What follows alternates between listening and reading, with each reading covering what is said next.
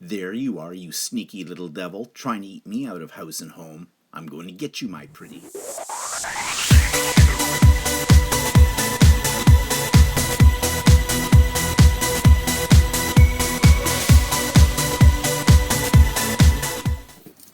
Good morning, everybody. It's Stephen here for Bland Designs, and welcome to my weekly vlog for Monday, July the 20th, 2020, vlog number 177 and day 131 of our continued isolation, or whatever you want to call it, that we're going through right now. Actually, some people counted a little bit more than 131 days, but it's 131 days for me from the day when I guess reality set in, and yeah, we have to be set in, so to speak. Okay, so behind me you see nothing. I haven't got another quilt to show you. I'm still working on the Glorious and Free one that I showed you last week, the one with the big maple leaf in the center. And I've added borders to it. And I would show it to you, except that I layered it on the weekend, getting it ready to start my quilting process, which I'm going to start later today.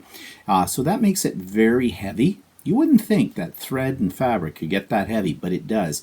And so it wouldn't really hang up on here without a lot of clips and things. So you'll just have to wait to see the big reveal when I get it completely finished, which I'm not sure when that will be, but I'm hoping to get it done within the next few days. We'll see how that goes. But I have also been working on this little project. Now, I showed you last week these blocks that I'm making in my embroidery machine, and that's where you print the fabric as well to go on the borders. And the first one that I did not turn out that great, and for a couple of reasons. This is not the first one. This is the good one, and I really like it. But some things that I did differently. I did not realize that the thread that they were using was actually Floriani, which is the embroidery thread that I use on a regular basis. And the threads, if you're not familiar with machine embroidery, all have numbers. And usually when you get a pattern for a machine embroidery thing, they'll list the numbers of the thread line that they are using. I thought that they were using Janome thread, which is different from Floriani in terms of its color numbers and things like that. So I converted all those numbers over to the Floriani equivalent, not realizing that they were already the Floriani equivalent. So it turned out a mess. The colors were completely wrong. But I carried on with it because it was basically a sample piece. And these pieces that you add to it, which are fabric in this case, they suggested you print your own fabric, and they gave you their designs for doing it. And I tried that, and it does work, as I mentioned last week. However, it is not water resistant. If you tried to wash it, the colors would all bleed out of it, and that's because of the ink that's in the inkjet printer. In my particular inkjet printer, I do not have pigment inks. I have dye, and dye inks are not permanent. So I did a search on the internet, and I've ordered a couple of products that will help me make it permanent. Now, one of the products basically takes out excess color, and it's used, I think, when you have bleed. So, you put in a red towel with some off-white t-shirt, and the towel bleeds, you're going to get a pink t-shirt, right? Apparently this stuff, and I can't remember the name of it, it's a funny chemical name, Strathropol or something like that, I have it wrong, will remove that. Well, we'll see. But that's not really what I want, because that's after the fact. I want something that's going to make the colors in the printed fabric permanent. So I found something, and I read some reviews about it, and they were all good, called Bubble Jet Ink. Again, something. Anyways, you treat the fabric that you're going to print on first with this product, and then you put it through your inkjet printer, and then you rinse it out using this Strathropol or something that it's called that I was mentioning a moment again, and that takes out any over dyeing, and lo and behold, this is supposed to make your fabric water resistant. So I've ordered these products. They're not cheap. For 2 bottles, one of each of these on Amazon is about $100 Canadian. You don't use a lot of it, so I have a feeling I'm going to have these products for a long, long time. They don't come until August, and that's fine. I'm in no rush. But I'll give it a try. It's just a continuing experiment. Am I going to use them with this project? No, I'm not. I'm using this fabric line. This is a K-facet fabric line. And I have lots of fat quarters and yardage of this, or meterage is what we should be saying. It's funny how in this country we flip back and forth between, metric and linear all the time. I buy my fabric in meters, but I measure in inches and feet. So yeah, whatever. We switch back and forth. I guess we're just ambidextrous when it comes to measurements. So anyways, I digress. I think this is going to look really cool. Now, the thing is, if you can see up here close, this is called stippling. The embroidery machine does that too, which is basically quilting. But you don't have any batting on the back of this. You just have some, well, actually, that's not true. There is batting on here, but it's called battleizer. It's a thinner, more dense type of batting. It's usually used when you make table runners or placemats, things like that. So that's what it calls for in this particular pattern. And you make a whole bunch of these squares and you'll form a quilt. So I'm trying to think to myself, how am I going to get my layers of my quilt to hang together? Now, if I was just doing this as a wall hanging, which it might turn out to be a wall hanging, then I really don't have to worry about that. I don't need to quilt it as a wall hanging in this design. But if I do want to quilt it, I got to figure out what I'm going to do. I'm thinking that I'll layer it like I normally would, but then I'll do what they call stitch in the ditch. And so I'll go around each one of these squares, and I'll maybe go around the border or out here. It depends. See, there's a little bit of allowance left here for sewing things together.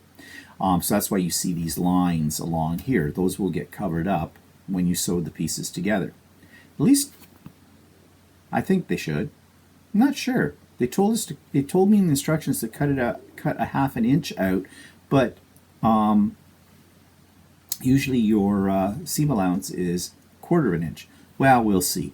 This is one of these projects I'm going to be working on for a while, whenever the mood grabs me, because doing all this embroidery and this takes about an hour. So, it takes a while to do something like this. But it's a bit of an experiment, and I enjoy experimenting. So, more on that as time goes by, sometime down the road. Always lots of projects to work on. Okay, so that's what I've been working on this week. And speaking of quilting, check out this YouTube channel. This week's YouTube channel is called A Quilting Life. And this is a general kind of YouTube that shows you advanced and easy and everything in between techniques for doing different forms of quilting. There are patterns in this, there's block of the month, and this lady, along with her daughter, do a regular monthly podcast as well, which you can tune into on iTunes, or you can actually see it here on this channel as well, which I recommend because oftentimes in their podcast, they're referring to something they physically have with them, and you can't see it unless you watch the video. So, if you're looking for something that is entertaining, very clearly put together, it almost borderlines though on a little bit of boredom. Sorry, but they could be a little bit more enthusiastic about what they're showing. But regardless of that, it is fairly informative and very good for those people who are probably just getting into quilting, and even for those of us that have done it for a while. And I have to apologize for a comment that I made in that little video clip about the YouTube channel. I don't usually criticize a YouTube channel. If I put a YouTube channel up on here for you to see, I am recommending it, and it means I only have positive things to say about it. I won't put up a YouTube channel and consciously cut it up. That's not my purpose for doing that. Everybody has their own style in making their YouTube channel, and it behooves me to criticize somebody else's attempts or what they do for a YouTube channel. Heaven only knows I've made lots of mistakes and continue to do so. So I did make the one comment, and I realized after the fact that it may have sounded like a negative one, where I said something to the effect that I found it a little boring or not much enthusiasm in their voices. That's just that person's style. And that is not a criticism about the content or anything else about the YouTube channel. I shouldn't have made that comment, so I apologize for that, okay? It's a good channel. You'll learn a lot from it. Okay, so the link for it's down below. I put up a new Idiot Quilter episode where I show you an experiment I was doing, which actually worked out pretty good, for layering the batting and the backing fabric onto a quilt. Those of you that aren't quilters, this probably won't be any interest to you, but when you put a quilt together, that's the part I hate the most. It's cumbersome. You never have a big enough area because you need to lay it out. That means putting it on the floor. That means crawling around on your hands and knees, and you get to a certain point in your life where crawling around on your hands and knees is not really pleasurable. And you can get down, you just can't get back up again. And so I have developed a way that works for me, and I was very pleased with this way. So if you're interested in seeing how that all works together, check out the episode, 73 of the Idiot Quilter, and the links in below. The link for the book of the week, which we'll come to in a moment, is also there. So that takes us to what's pissing me off this week. First of all, we talked a little bit about this yesterday on Stephen and Walter Live, and the links for Stephen and Walter Live are also in the show notes, as they always are. And lately, with this whole COVID thing, and how, the numbers are just astronomical in the United States of cases and deaths and things like that, I find myself being very super critical of the American people. I'm not going to apologize for saying that which I believe is true. And what I believe to be true is that Americans as a society, not as individuals, but as a society, are quite frankly stupid. Stupid in the way they are handling this whole COVID crisis thing. Stupid in the fact that they put stupid in their highest offices, which are not showing any leadership for them. I do feel sorry for the average American. But there seems to be quite a number of Americans, or at least ones that are loud enough, that don't want to wear masks, that want to congregate where they shouldn't, do not want to, go through with social distancing and that kind of thing. And that's stupid. That's just plain stupid. Yes, they have all kinds of reasons, and those reasons are stupid. Like it's a conspiracy theory. It's taking away my freedoms and my rights, blah, blah, blah, blah, blah. And we've talked all about that, both on my vlog and on Stephen and Walter Live, to the point of it becoming a broken record. But here's the newest stupid thing from the States. Now you have to remember, and I don't see how you could forget because it's on the news every day, the States are the epicenter in the world for the COVID outbreak. I mean, their numbers per individual states are up in the thousands, the tens of thousands every day. Deaths are up. Some of the states are now reporting their hospitals are becoming overloaded. They have mishandled this, and when I say they, I mean their governments at all levels, have mishandled this whole crisis. They have not shown any leadership whatsoever. And yes, I can say that, and I can stand on my soapbox and say that because of the leaders in our country and what they have done. And one of the things that's pissing some Americans off really bad right now is what our federal government has taken the lead on, and that is they've extended the border crossing between our two countries. And good for our government. We do not need people who are carrying this disease to come into our country and spread it around. They have turned away over 10,000 people trying to get into our country. Why do they want to get into our country? Well, it's for a vacation. Give it a rest. See your own state first. Whatever. But you're not getting in. I also heard that the Mexicans have closed their border to Americans as well. Now, there's something very ironic. And do I need to spell it out? Yeah, I will spell it out. Trump wanted to build a wall, right? And is supposedly building a wall between the United States and Mexico to keep the Mexicans out, the illegal immigrants, right? Well, now Mexico has turned around and said Americans can't come into our country. I don't know if that means that Trump's got his wish and Mexicans are now building the wall or paying for it, and I'm being funny here in a very black humor kind of way. I heard a joke the other day. Sorry, this really cuts up Americans, but what borders on stupid?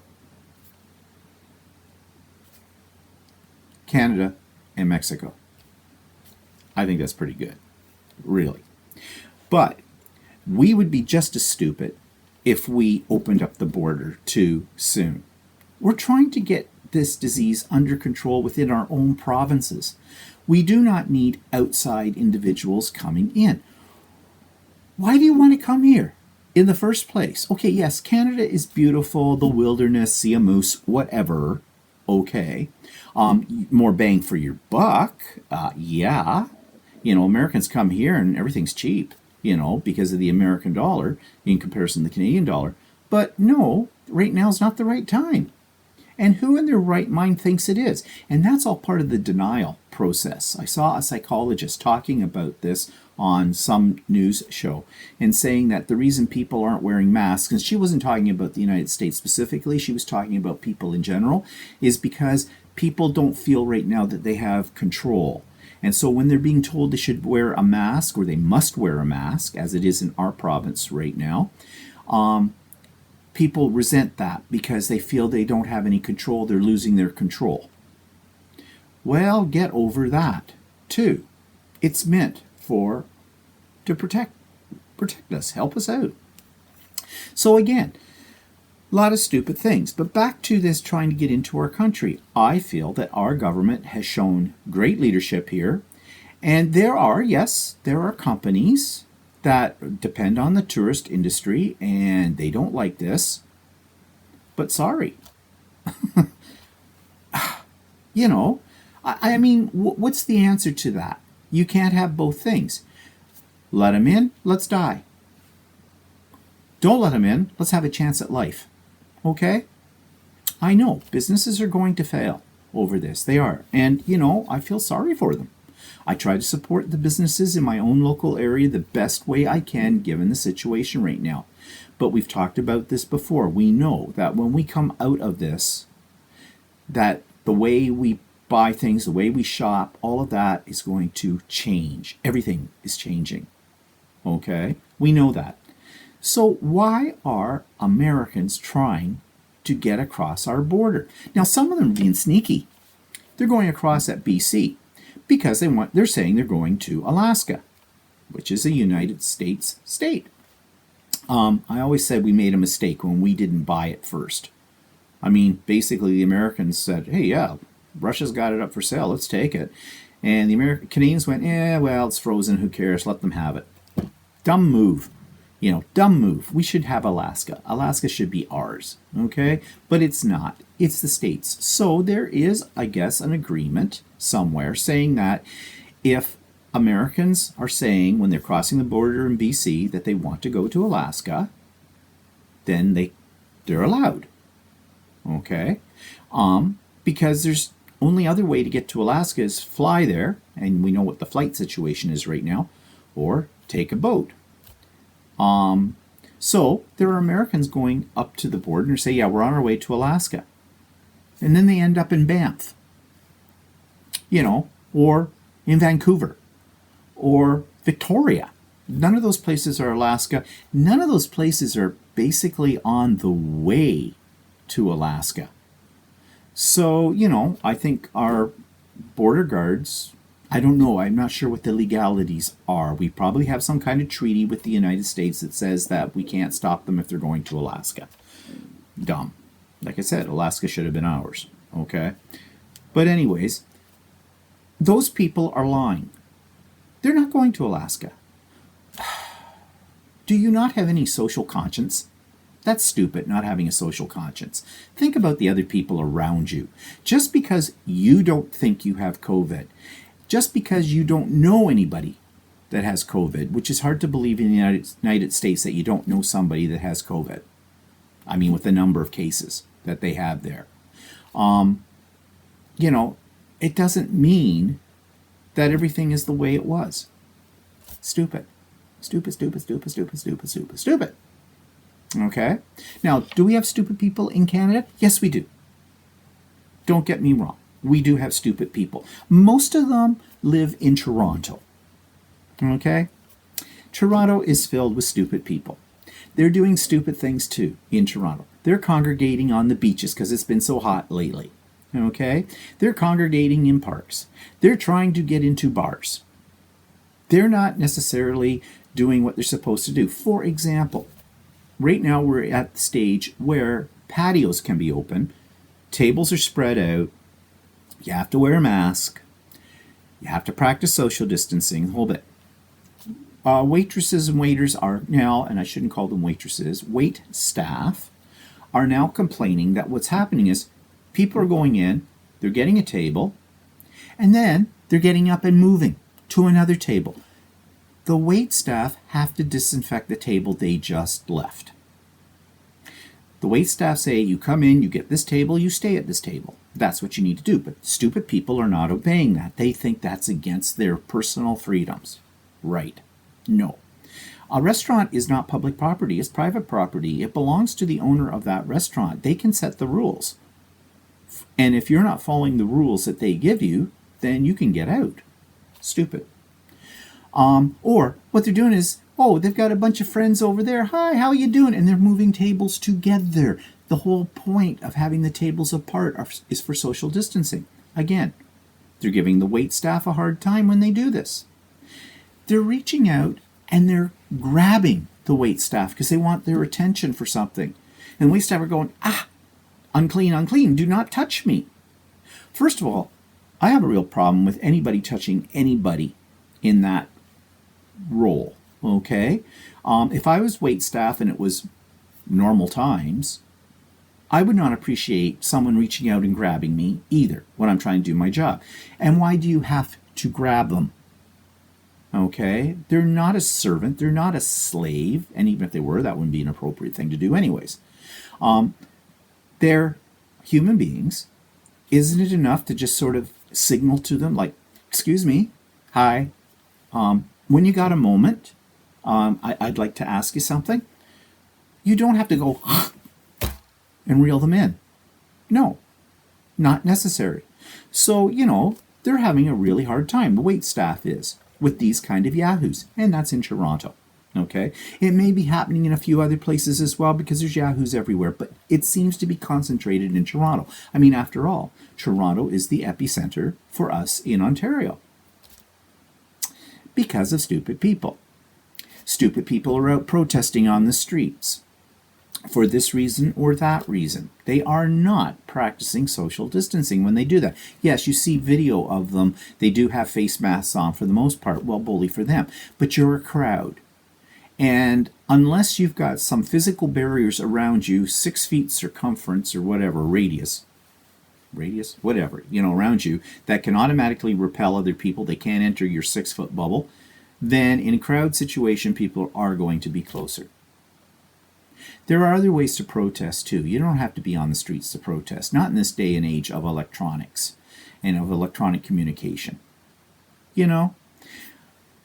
So why are they putting themselves and other people in jeopardy by doing that right now? I'm not saying they don't have the right to protest, but there's no such thing as safe protesting, I don't think. So, we have our fair share of stupid people too. Just not as many. I'd like to think.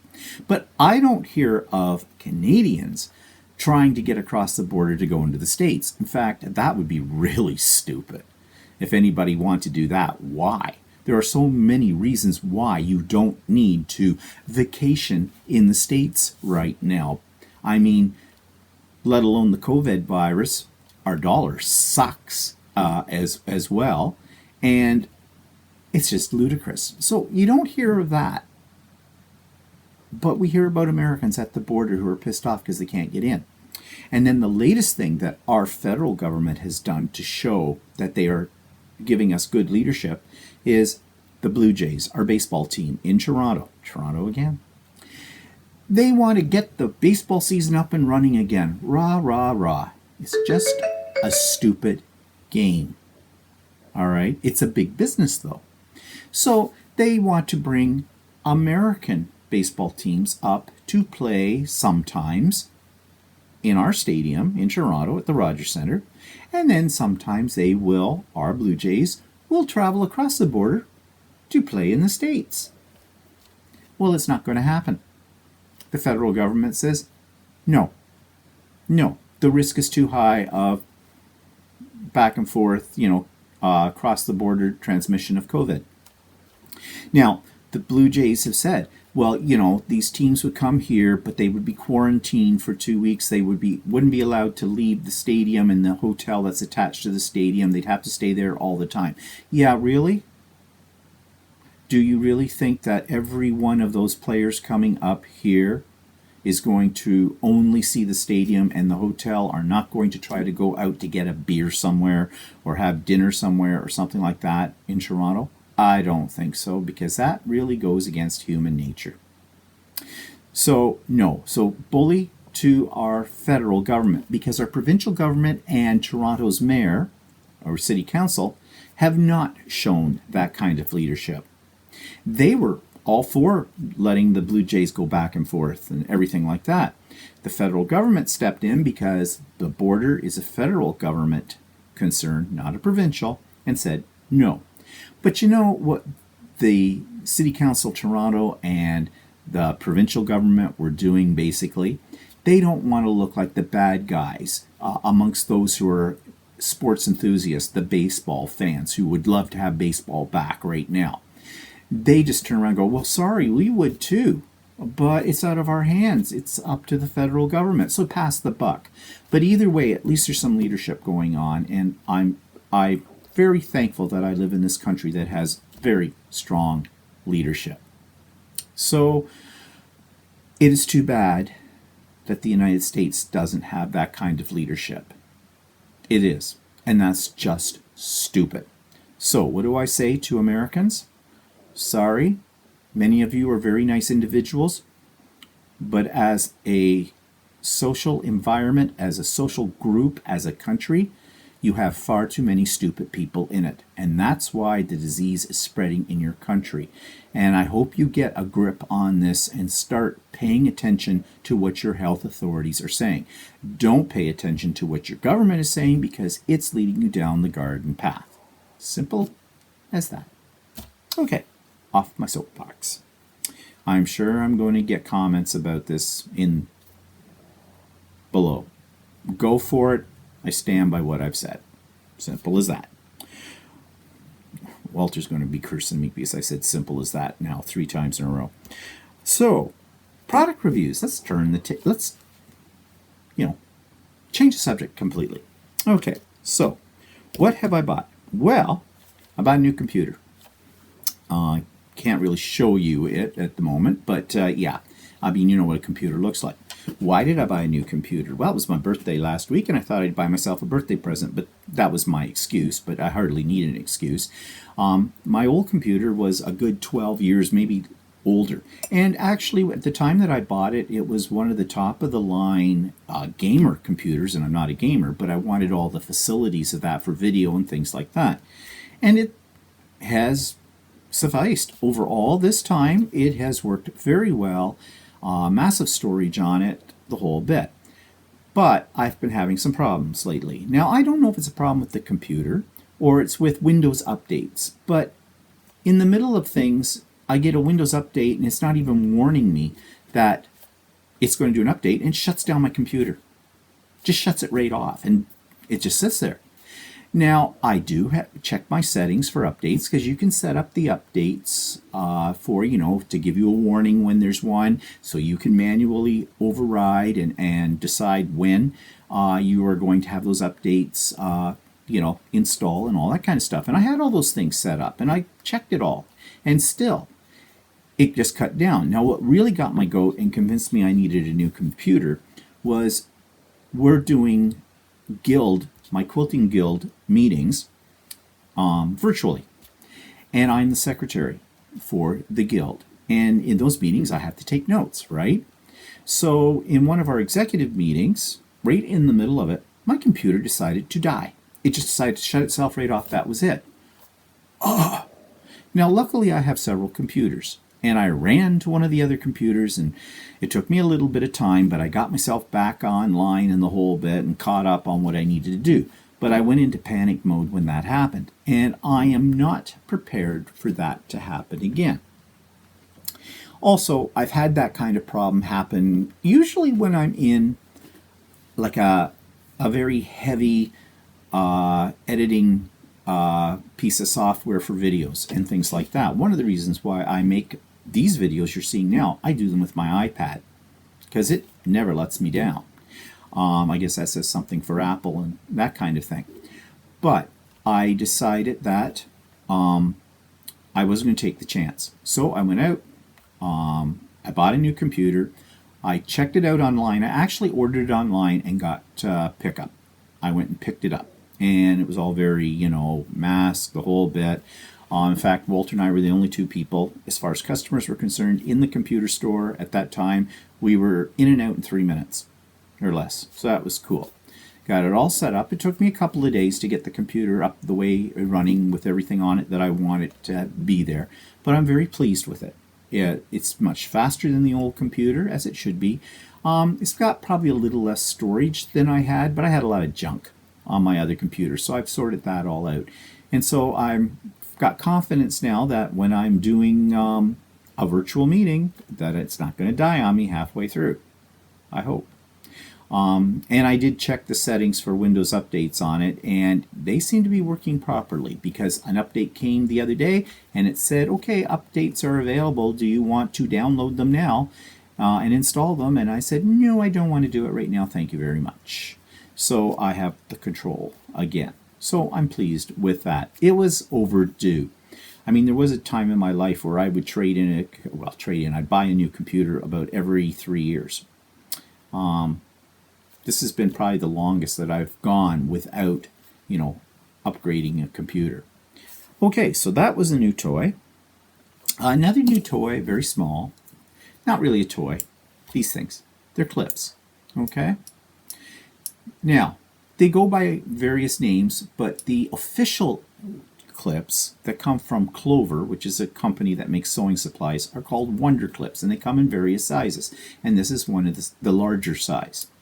I love these clips. They are great not just for quilting. They're great for all kinds of things. You've got a thick wad of paper you want to put together, you put a clip on it. These are very versatile in the things you can use them for. So they're not, think outside of the box as far as sewing's concerned. These are really handy. The problem is they're very expensive. A bag of 10 or 25 maybe, I think it's 25, of the original Clover Wonder Clips, this size, is about $30 or more on Amazon. Ridiculous price. I got a bag of 50 of these in multiple colors. The colors I don't really care what color they are. For $16.99 on Prime. That was the whole bit. Got them in one day. 50 of them for $16.99 Canadian. That's pretty good. I was a little worried that they wouldn't be as good as original Wonder Clips, but you want to know something? There's really no visible difference between Wonder Clip ones and these ones, and they work fine. They're great. So I have 50 of these, and that's great, plus the ones I had before. So I'm well stocked now. And what else? Okay, this isn't something I bought, but it's just a little tip. I mean, many of you are crafters, and so everybody's got, the self-healing cutting mats. If you've ever applied heat to that, you may have warped your cutting mat. And once it's warped, it seems it's impossible to get the warp out. And that might be a bit of a problem for you. I mean, for me, what I did to one of my cutting mats that I use when I'm cutting fabric is I ironed on it. Now, I did have a pad. I had a wool pad on top of it, but the heat went right through the wool pad and warped it. And I put weights on it, and it just, overnight, 24 hours, big heavy weights, and it didn't flatten it back out. So I thought, crap. And at the time, I had just bought that mat. And they're not particularly cheap. So I thought, well, I'll just do a search on the internet and see what I can find. Other people have these problems. Actually, what I was looking for was, but I don't think there is such a thing, a cutting mat that you can also iron on. That's extremely heat resistant. Couldn't find anything like that. Somebody out there needs to invent something like that, because I think you'll make a mint for that kind of thing. But anyways, I did find one person said what she had done was she took her warped cutting mat. It was a hot day. She put it on her driveway, put some weights on it, and left it out there for several hours. Let the sun do its thing. And it flattened it right out. So I thought, what the heck? Why not give that a go? So we have a deck, and the deck is western facing. So in the afternoon, you can fry an egg on that deck. And yeah, we don't have a canopy over it or anything like that, but we don't really use that deck all that much. It has our barbecue on it, but we don't sit out there that much. So I thought, let's give it a go. So I laid it on the deck floor. I put some heavy weights on top of it and let it sit out there for about an hour and a half. Guess what? My mat's flat. It worked. And just to be extra sure, when I brought it in and it was still really warm, I laid it on my table and I put the weights back on it and let it sit overnight. It's nice and flat now. So there you go. Who would have thought something as simple as that would solve such a problem? So just a tip. Okay, so that takes us to book review. Books, Boxes, and Portfolios by Franz Zeier. I'm probably not saying the last name right. It's Z-E-I-E-R. Binding, construction, and design step by step. Now, I've shown you several books about book binding. And this is another one that is extremely detailed. It's meant for people who want to do a professional job and for people who are really interested in doing the whole art of making hardcover books. Now, you can see this is very dense in terms of text. Lots of diagrams to show you what to do. Some colored pictures. It also talks about not just books, but boxes and portfolios. So it covers them all. So a really great book, but this is at the more professional level. So if you're really serious about getting into this, this is something you may want for your arsenal of information. Now, how much did it cost? Well, I originally bought it for $49.95 Canadian a few years ago. On Amazon, you can buy it for almost about the same price. I found it for $44.05 Canadian, but there was shipping, and I'm not sure what the shipping was. So you can bet it's a heavy book. So shipping, probably another $10 on top of that, maybe more. Now, it did come in used forms starting at $33.90 plus shipping. So this is an investment book. This is not something, on a whim that you buy. This is something, if you're really, really serious about doing this kind of thing, then it's an investment in the book. But it is a very good book. So the link for that on Amazon is in the show notes below. Okay, that takes us to works in progress. And so you know that I am making a hardcover journal, and I'm using Mike Deacon's digital downloads, and I'm using the set that actually was designed by his partner Ian called Clockwork Garden. And so I'm going to show you how far I've gotten this week. So watch this. So I'm going to work on the cover right now, and I've cut my chipboard the size that I want, plus a spine piece, and I have laying face down a piece of book cloth. And on the book cloth, I've drawn out where I want to put my board pieces. Now, usually I would spread glue along here. And I'm still going to spread glue, but what I'm going to do is I'm going to use this spray Mod Podge. I think it might be just a little neater, but I've got a brush as well to apply it. Now this is supposed to work on everything, so I'm giving it a shot. So I'm just going to generously spray this all over the book cloth.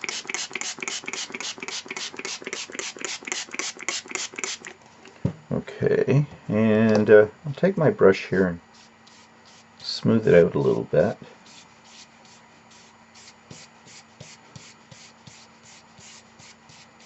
I think I could use a little bit more over here.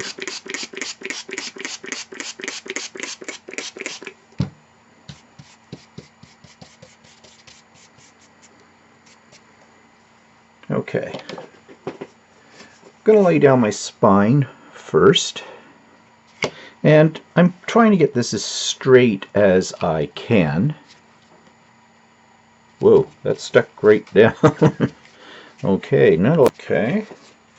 Let's put this piece. Now I'm leaving a little bit of a gap, about 1/8 of an inch of a gap between the spine piece and the board, and I'm trying to keep this very straight. I think I need a little bit more glue. Seems to dry fairly fast. Okay, and the same with this piece. So let's see here. I'm finding this glue really grabs. At least on this, I have used this type of glue before, this Mod Podge and the spray, but maybe it's because I'm using book cloth that this. I'm just gonna that in there to.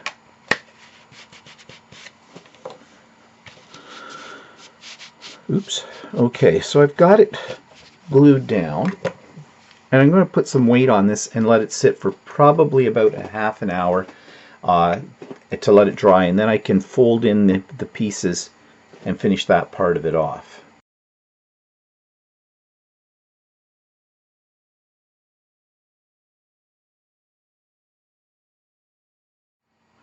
Okay, so what I've done now is I trimmed up the book cloth. This is relatively dry. It's been sitting here for a little bit of time, for about half an hour, and I've cut off the corners so that I can fold this over and leave a nice little mitered corner on this side.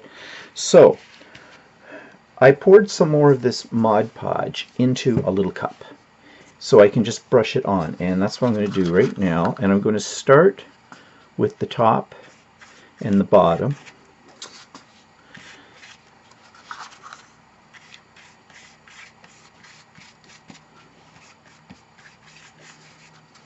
Okay, and now we're just going to fold it over and hope it sticks.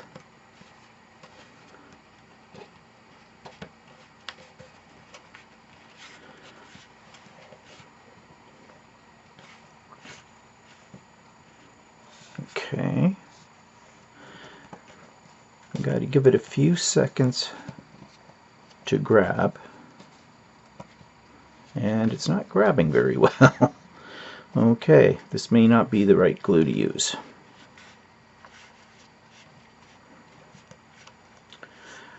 No, I don't like that glue at all. Okay, that's not working out very well. So let's go to my trusty, that is if it's not dried up yet. This is Dry's Clear Glue, which never comes out of the bloody bottle. Okay. Oh shoot, I only got it out that time, didn't I? Yeah, but that's okay, I'll use my brush.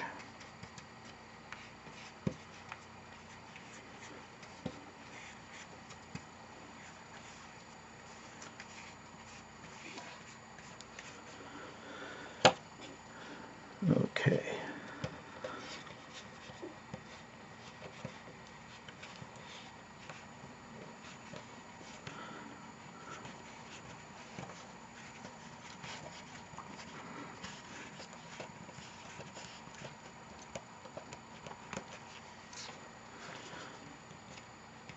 Okay, so I'm just going to take a cloth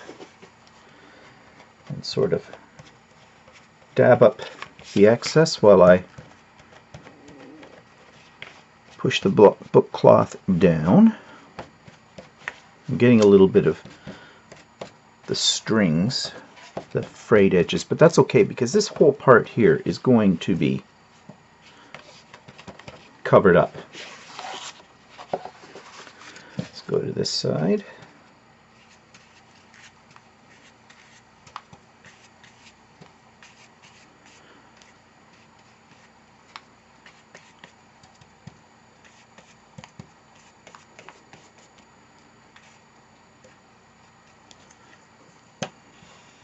This is a little bit messy, this process, and it's been a while since I've done one of these kind of books, a hardcover book.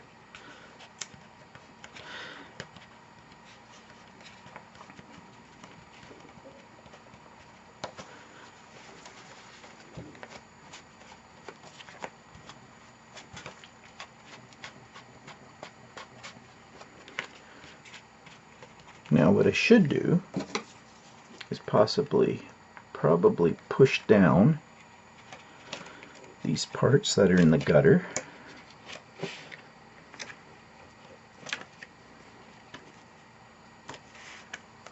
Oops.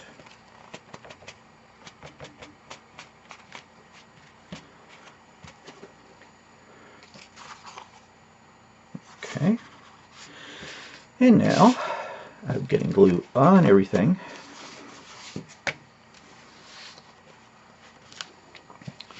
So let's do the edge pieces.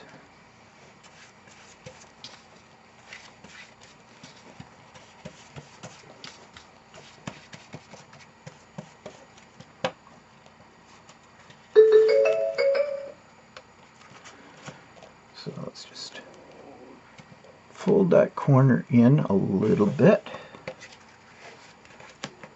Make that a nice neat miter. Same with this one.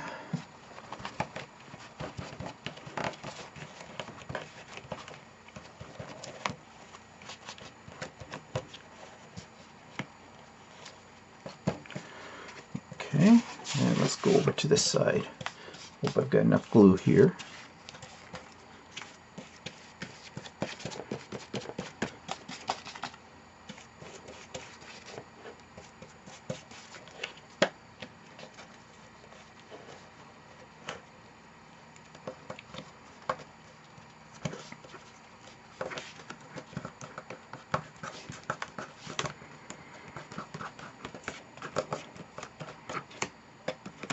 Not sure if I've got enough glue. I think I need a little bit more.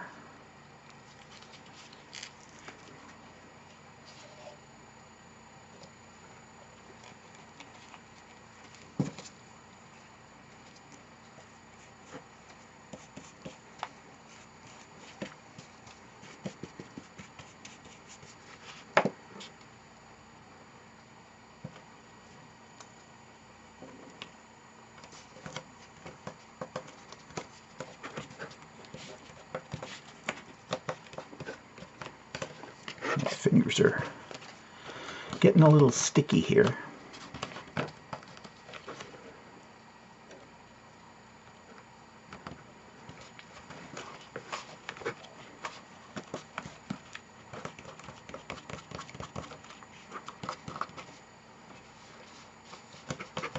Okay.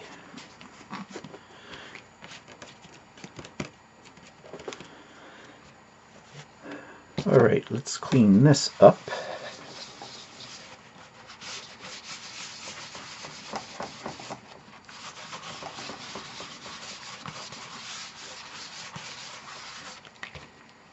All right, now let us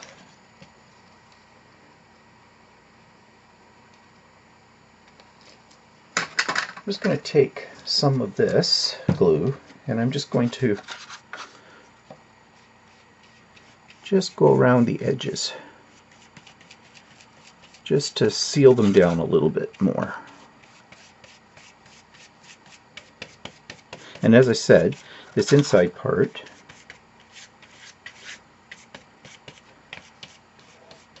will get covered up with some decorative book paper. Okay.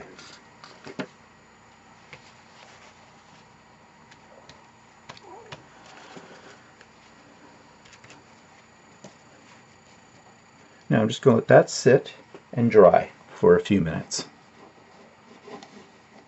Okay, so for my end papers on the inside of this cover, I'm going to use this piece of decorative paper, and I've already trimmed it down, and I've taken off about 1/4 of an inch all the way around, so that it'll fit just inside, but it's going to cover up those folded over pieces of the book cloth.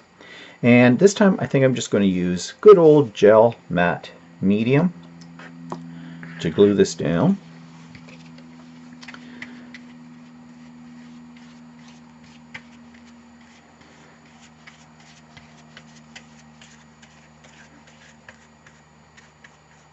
Try to work this fairly quickly because the book or the chipboard that I'm using seems to be absorbing the glue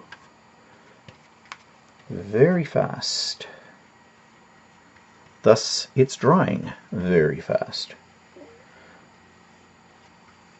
Okay.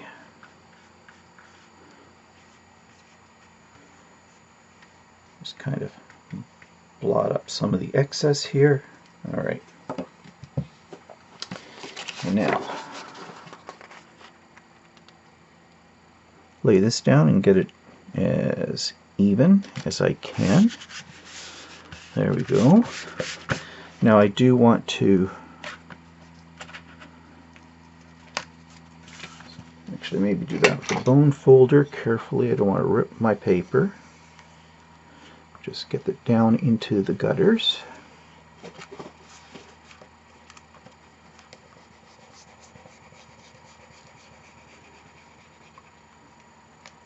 A bone folder is a book binder's best friend.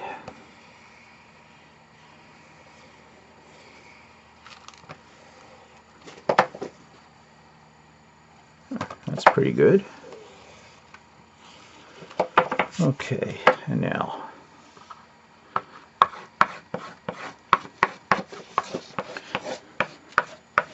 squeegee the glue underneath out to the edges to make sure everything gets sealed well and it's nice and smooth.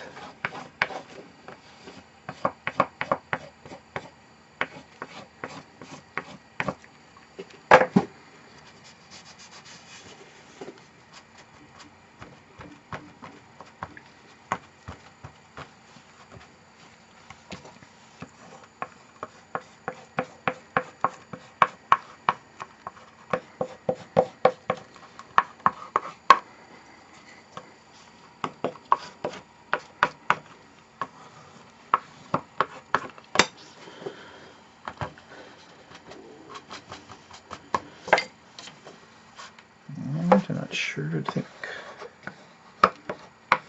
I may have to get some of this glue under this over here. Yep.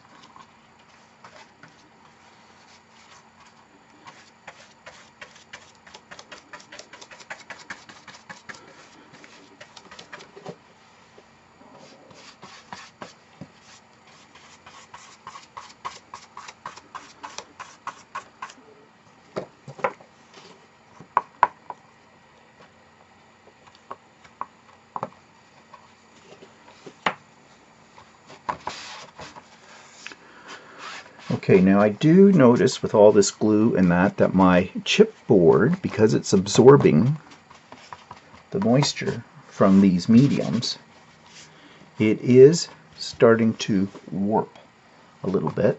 So what I'm going to do is I'm going to take a piece of wax paper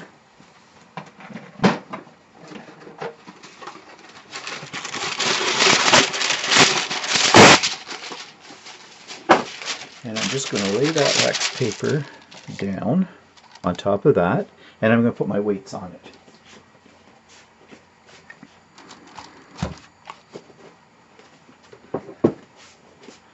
these weights were actually weights from my old Universal way back when. All I have left is the weights. I got rid of the Universal many years ago. But these are dandy for this kind of thing.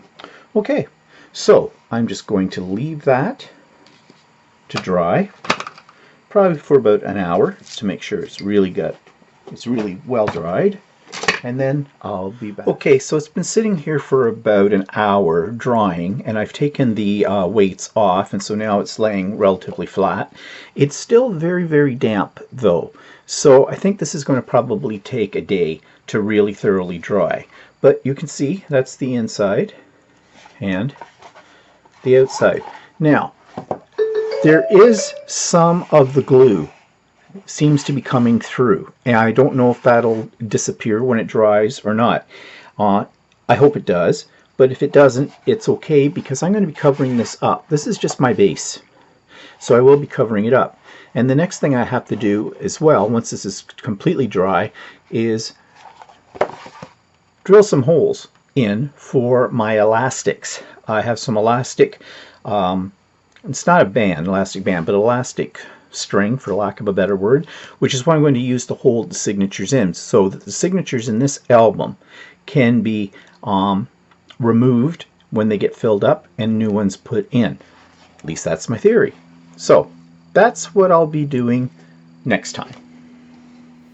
Okay, so I'm kind of enjoying the process of this, and next week you will see actually this part of it, the covers and everything like that. I'm actually a week ahead in doing my little video things, which is kind of good. I'm not usually a week ahead. Okay, so events in the past week. Update on my mother, she's fine. They've lightened. I should have turned off my sound. Forgot. Sorry. They've changed the rules for, visiting them. They're very much the same as before, except now that you don't have to prove that you are COVID negative. But you still have to call for an appointment. You're still going to meet outside. You still have to wear a mask. You still have to have social distancing, and you can only have you can have 2 people now instead of just 1, and for 30 minutes, and that's it. I'm still not comfortable with going over to the nursing home, even under that situation, to visit my mother. And I've talked to my mother about it, and she does not seem to be concerned. It's not like she's saying to me, when are you going to come and visit me? So that's good, because that would put more pressure on me, and my mother seems to have a good grasp of what the situation is. So, thankfully she does. But she's fine, and everything is great over at the nursing home as far as, everybody's health is concerned and everything like that. As I've said before, and I'll say it many, many times, they have been excellent. So, moving on, update on my sewing machine. Not much to tell you. I don't know. I know that it's gone off to Genomi's headquarters to be repaired or whatever, and I have not heard a word from Shirley at Ultimate Sewing about what's happening with it. I'm going to give it another week. At the end of this week, if I've heard nothing from her, I'm just going to give her a bit of a call and just say, I don't want to sound like an egg on this thing. These things take time. I get that. And as you know, I have the stores machine, so it's not too much of a problem. I've been using it with, no problem at all. So that's great. But, it's not my machine. So I may check in with her and just see what she knows. So what else happened? Oh, yes. It was my birthday on Tuesday last week, and so Walter made me a very nice dinner. We joked, he says, where do you want to go for your birthday dinner? Because we usually take each other out someplace. And I said, maybe the dining room, kind of a thing. But we did have sort of Chateaubriand.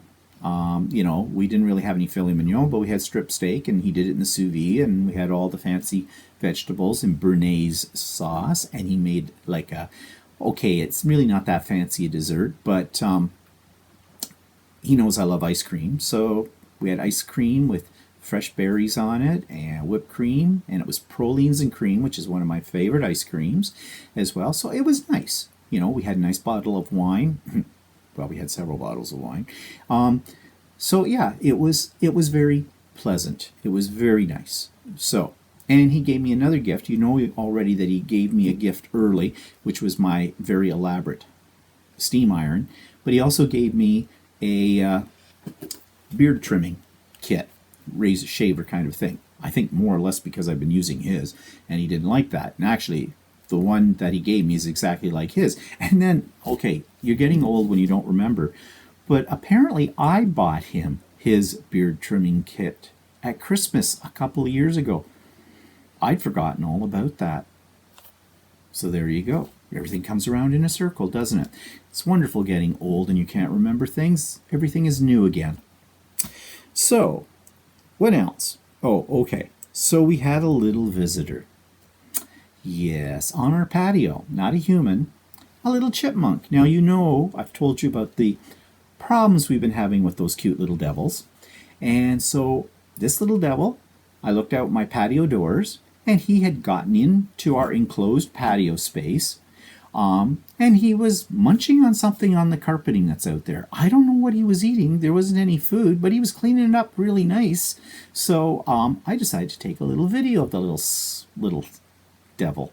And they are cute. They are cute, and they are extremely destructive. But here's my little video of Chippy. There's our little friend. He's out here cleaning up our carpet. I don't know what's attracting him because I don't think there's much out there on the carpet, but he's finding something. He's just nibbling away. Aye, so cute. And so destructive. And he doesn't even care that I'm sitting right here videotaping him right now, that I'm recording him. He doesn't seem to care whatsoever. Oh, stop. Have a little scratch. Okay. And what's he finding over here? Let's see if we can get him in. Yep. Just a little cutie, though, isn't he? Now, he hasn't been back yet that I've noticed, but he didn't seem to be too much of in a panic when I was filming him at all. He knew I was there. He just ignored me. I'm sure if I'd opened up the glass doors and gone out, he'd scamper away. But, you know, chipmunks are, I mean, I want to get some peanuts and, you know, feed them because they're cute. But then the next thing you know, they're walking up to your doors and they're knocking on the window going, excuse me, nuts? I need some nuts. Give me some nuts now. So, no, we don't want to entice that. Walter hates them. He absolutely hates them. Yeah, they are destructive, but they're so cute. Now, one thing I was going to do, and I forgot when I was talking about my birthday, so I'm going to do it now, is that I actually took a very short little video clip of my birthday dinner. So here it is. So this is my birthday dinner that Walter made for me. So we have got potatoes and vegetables with artichoke hearts and broccoli and peppers. And we have mushrooms. And we have a piece of sort of Chateaubriand. It is it's strip loin steak. Usually it's filet mignon, but the strip loin will do.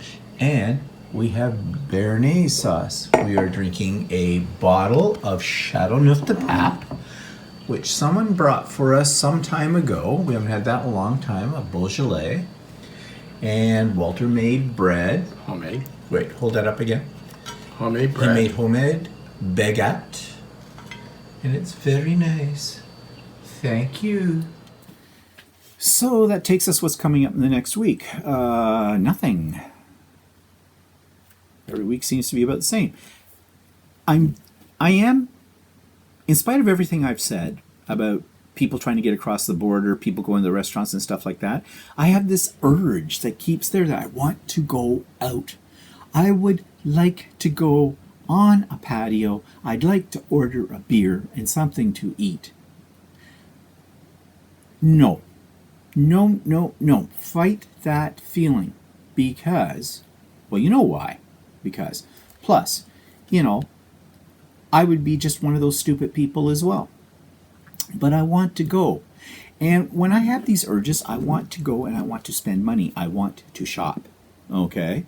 And of course, you know what I'd be shopping for. Fabric. But the closest I can get to that is making an appointment at my local quilt store and going in. I probably will go in later this week. I want Christmas fabric. So I got the hiccup, sorry. I want Christmas fabric. Now, she didn't have any in yet, but it's coming in. So I don't know. I would imagine she'd put out an email or an announcement on the website when she gets it in, because this is the time of the year when quilters are all like looking for Christmas fabric to get started on their Christmas projects. And I'm also one of those. Now, I ordered some, and you saw it a couple of weeks ago online. I'm not that happy with it. Only because it wasn't what I thought it was going to be, and that's one of the problems of ordering online when you're ordering fabric. So I just want to go in and see the ladies that work there and buy stuff. But you know, the weird part about it is when I do get out, I want to get back home again. I mean, we went to Costco the other day. We stood in line. Actually, the line moved along quite fast. They were making sure everybody had a mask on. If you didn't bring a mask with you, they gave you a mask, but they said to you, next time bring your own mask. And they were very forceful about that, which is good. They didn't allow too many people in the store at a time. You were well spaced out from other people. They did it very well. In fact, it's the fastest I've ever been in and out of Costco. We knew what we wanted. We went directly to where they keep those things, got them, checked out, bye. We were gone. But I hate this feeling of, of panic. I want to go out and then I want to get back in real quick. I'm really hating that. And I don't know how you solve that problem. Okay? It takes a lot of strength to keep yourself from doing what you should not be doing. Okay? And after everything I've said about stupid people, I don't want to put myself into the category of being a stupid person. So, no. We're staying in. But I can't fight the feeling. Yes, you can. Yes, you can fight the feeling. So, anyways, nothing else is coming up this week that I can think of. So, I'll just carry on with my projects here, and that'll be that. So, I hope you have a really good week. I hope you don't do stupid things and put yourself and other people in jeopardy. Stay well. Stay in. We'll see you next week. Bye-bye.